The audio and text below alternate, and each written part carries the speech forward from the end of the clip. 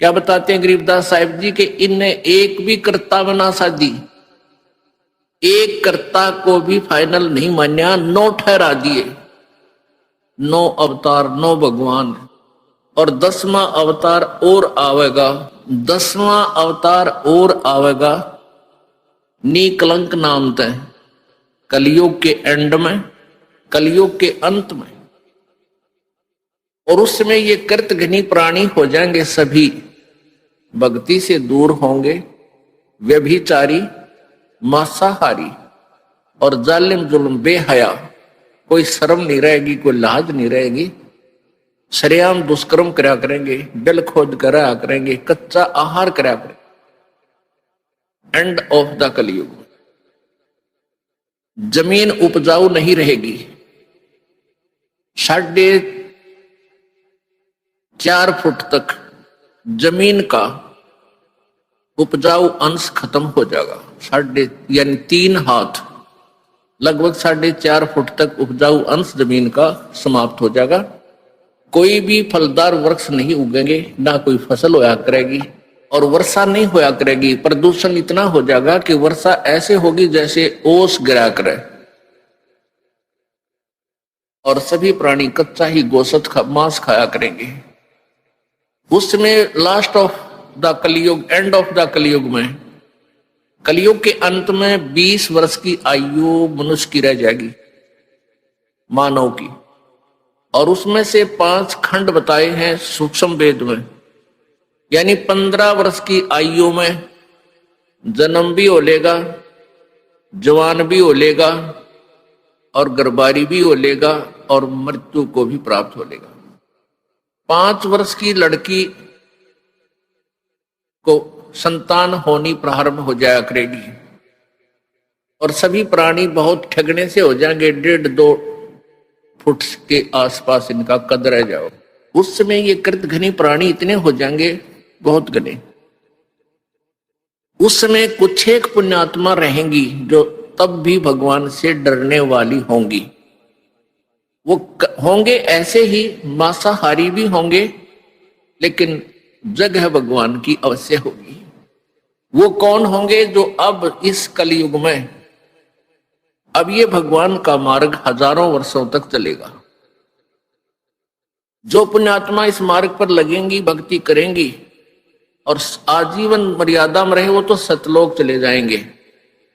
और जो जिनके पैर फिसल गए, नहीं पार हो पाए, वो फिर ऐसे इस कलयुग में मनुष्य के जन्म प्राप्त करते रहेंगे। इतने दयालु हैं ये परमात्मा।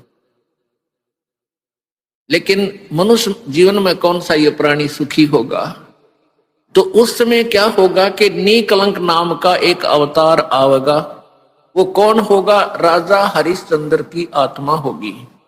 राजा हरिश्चंद्र जी जो सतयुग में एक महान आत्मा सुप्रसिद्ध हुए, ऐसे दानवीर थे, ऐसे धर्मात्मा थे, ऐसे सत्यवादी थे कि उन्होंने अपने वचन के ऊपर राज त्याग दिया था।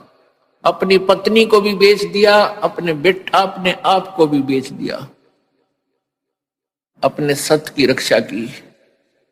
जिस कारण से प्रसन्न होकर के प्रभु ने उसको विष्णु लोक में स्थान दे दिया। अब वो विष्णु लोक में है अपने पूर्व जन्म के पुण्यों के कारण। और जब वहां से इस पुण्यात्मा को 10वां अवतार बनाकर युग काल भेजेगा। जो गीता जी में कहता है कि मैं अपने अंश अवतार रचता हूं और फिर उनमें प्रवेश करके सारा काम करता हूं। इसलिए गीता जी अध्याय नंबर 4 के श्लोक नंबर 5 और 9 में कहा कि अर्जुन, तेरे और मेरे बहुत जन्म हो चुके हैं, तू नहीं जानता, मैं जानता हूं। फिर कहता है 9वें श्लोक में कि मेरे जन्म और कर्म अलौकिक हैं। अब कर्म कैसे अलौकिक हैं? श्री कृष्ण में प्रवेश करके महाभारत करवा दी, युद्ध करवाया। ओह, परशुराम का जन्म दिया, परशुराम में प्रवेश करके अक्षत्रियों को मार डाला और पाप परशुराम का रख दिए सारे।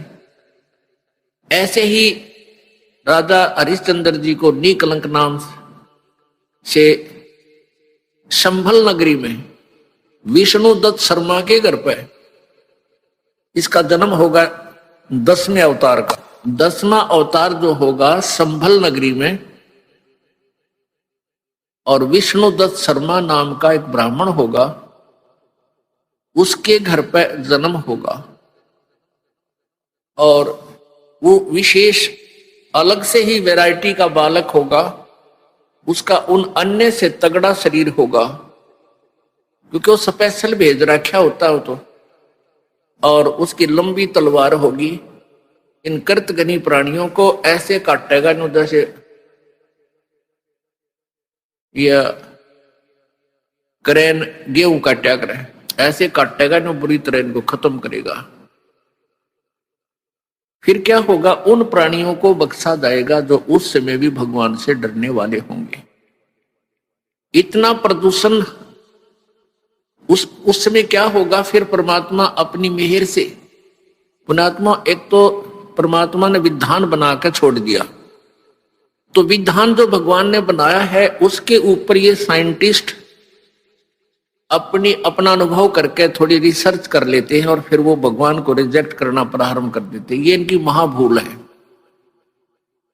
अब पीछे कई वर्षों से रट्टा लगा रखा था कि प्रदूषण इतना बढ़ गया, ग्लेशियरिन खत्म होगी, बर्फ नहीं पड़ेगी। अरे कई इतनी बर्फ गिर दी बिना गिनती की, वो नो का नो प्रदूषण है, नो का नो सारा सौदा है, डूंडा उठा दी। तो भगवान की अपनी विटो पावर न्यारी है। तो क्या होगा, कलयुग के एंड में इन सभी को नाश करेगा, ऐसी दुष्ट आत्माओं को काटा जाएगा, खत्म करेगा। उसके बाद जो पुण्य उस समय थोड़ी बहुत आस्था भगवान की जिनमें होगी वो शेष बचेंगे।